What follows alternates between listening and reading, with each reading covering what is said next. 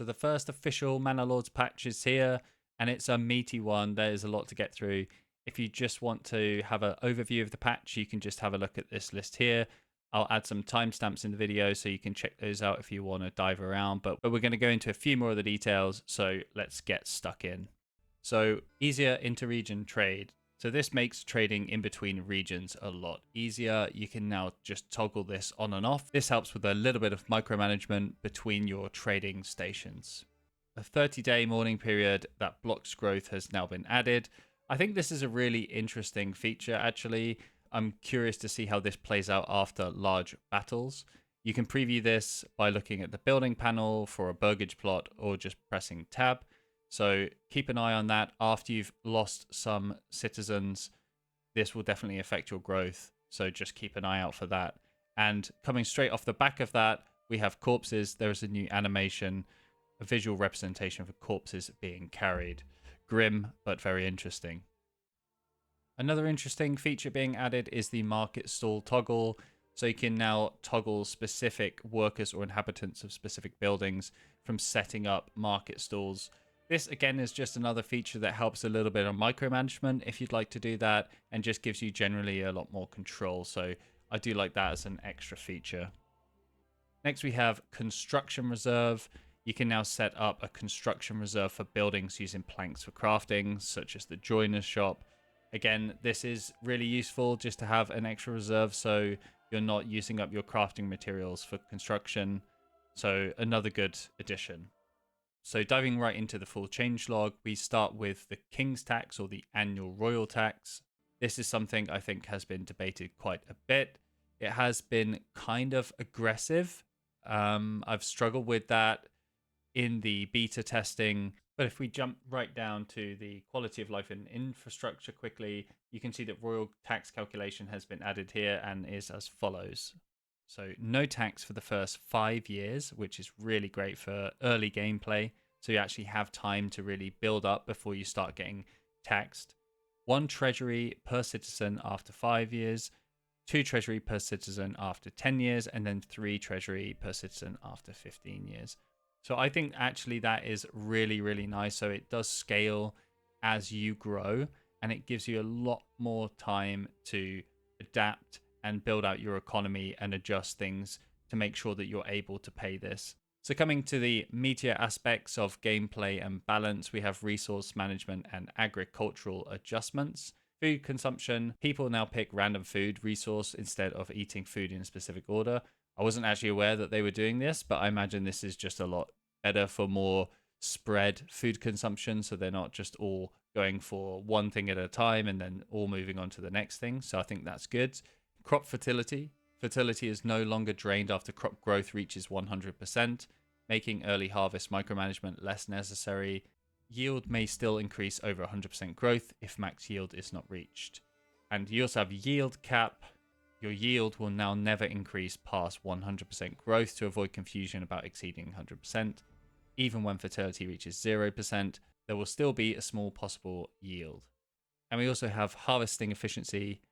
When harvesting, crops are directly added to the inventory instead of the villager inventory to reduce bottlenecks from harvesting walk times, especially for large fields. I think this is kind of noticeable, actually, if you do have quite a big farming economy and you do want to go for those large fields.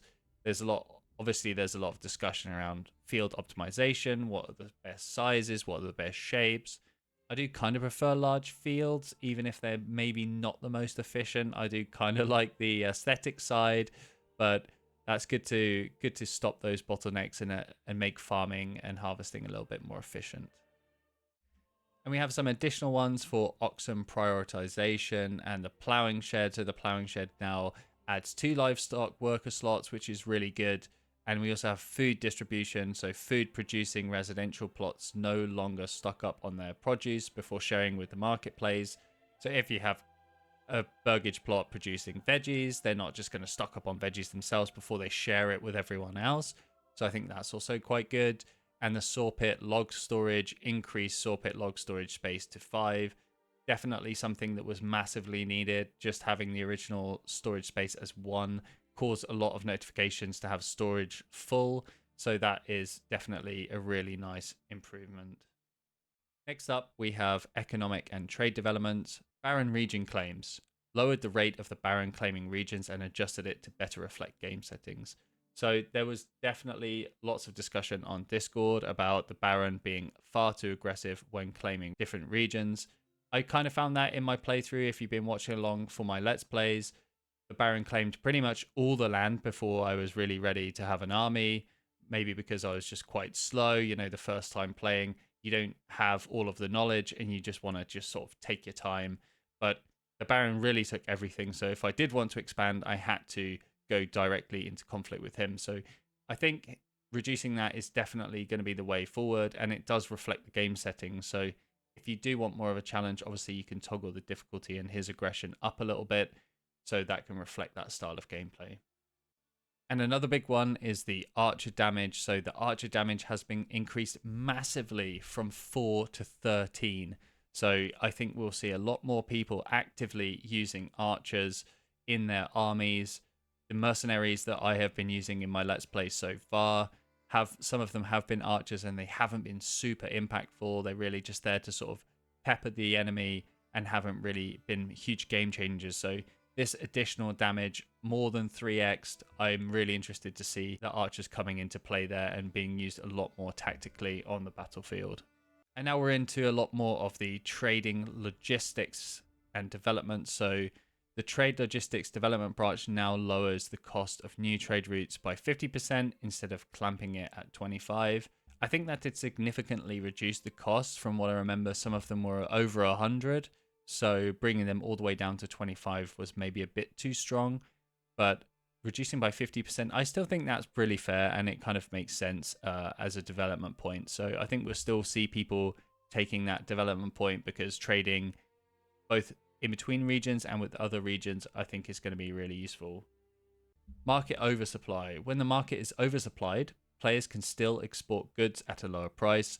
Price multiplier for oversupplied goods is now 0.75 times for oversupplied and 0.5 times for critically oversupplied. So I think the purpose of this was a lot of people were really just producing a significant amount of one resource and then exporting that, and the market then gets oversupplied and you can't really export that for the same amount. So to stop people just focusing only on one resource and promoting a little bit of diversity, they've now changed the rates for those. And the market oversupply rate, the rate at which the market becomes oversupplied in the first place, no longer depends on the value of the goods, ensuring equal rates for all good types. That's also a really nice extra development. And then moving on to the quality of life and infrastructure, ale consumption, reduced ale consumption by 75%. This was what caused a lot of people to do the sort of one ale trick where you just have one ale in your tavern, take all the families out, pause it, and then you can basically have that supply as meeting the criteria. This is really good because I think people will actually be producing barley and then turning that into ale now. So it feels a lot more balanced. The soldier approval factor. Soldiers no longer triggered the unburied bodies approval factor when corpses are in their proximity. I guess this is really just so that soldiers aren't really too affected by it, but really it's more the citizens and the families who will be triggering this instead. Water fetching. Villagers are now only allowed to fetch water from the well nearest to their home, except in the case of a fire, which is interesting. I think I've only really used one well and then had to produce additional wells after we got absolutely raided by bandits. Plant yield rate. Plant yield rate has been reduced by half to encourage early harvest in emergency mode. And we also have militia squad limit. The militia squad limit is now 6. Regardless of whether the player has a retinue or mercenaries, this will be connected to a rank system in the future. So that's really interesting, a rank system in the future. I'd like to see where that goes. And in conjunction with plant yield rate, we have plant growth rate, adjusted crop growth rate to match crop rotation, to hit 100% at harvest as often as it can on auto. This is really nice in terms of timing. I've had it a few times where things just don't really line up. Things get a bit out of season. You have to do a lot more micromanagement. So I can really see that being useful. And we also have that for tree growth. Slowed down tree growth rate by around 30% to enhance forest management impact.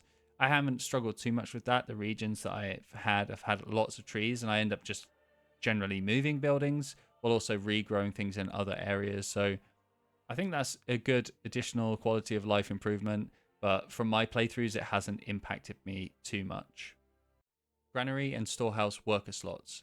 Adjusted granary and storehouse worker slots unified to 3 families for level 1 and 6 families for level 2. I think this is another nice feature. It just allows you to adjust as you have a much bigger storehouse or granary, and you can just throw some more workers in there.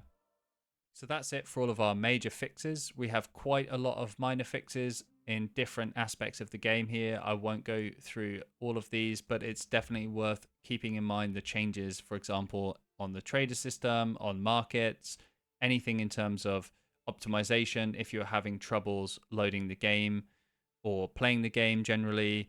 The user interface has a few different changes as well, which you'll probably notice as you're playing the game. If you start a new game, then you'll probably see these. I don't think existing games will be affected by these changes just yet.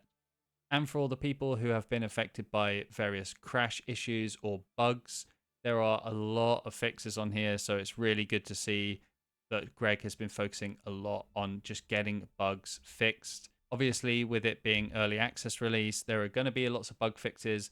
When you have hundreds of thousands of people playing the game on different setups with different gameplay styles, doing different things, you're going to find a lot of bugs. So it's really cool to see so many of these things addressed so quickly. There's also a lot of economic and resource management fixes in here, even a couple of dirty fixes just to get things done. It's really good to see that Greg has put these out just so that people aren't getting frustrated by small bugs that could really ruin their game and they may need to completely start a new playthrough. So there's a lot in here. If you're having issues, please do check this list because your issues may be resolved by this update. And lastly, we have a few cosmetic updates and fixes. There's a new patron saint banner added, so Saint Maurice. There's also the carry dead body visualization that I mentioned already. There is also a lady visit mode. If you pick the green lady portrait, the visit mode character should now be female. And there's a bunch of other fixes such as armor clipping, wrong door orientation, and a few more. So I hope you enjoyed this video. I hope there's enough in there. It's very meaty update and the first official patch for Manor Lords in early access. I'm definitely going to keep playing. Do keep an eye out for the Let's Play videos coming 3 times a week. There's lots of content. I'm going to be making a few more guides and things as well. They just take a little bit longer to put together. But thank you for watching. Please do give this video a like, subscribe, and please feel free to share it because there's lots of information and I know not everyone wants to read through patch notes, so I'm happy to talk through them instead. So thank you for joining and I'll hopefully see you in one of the Let's Play videos.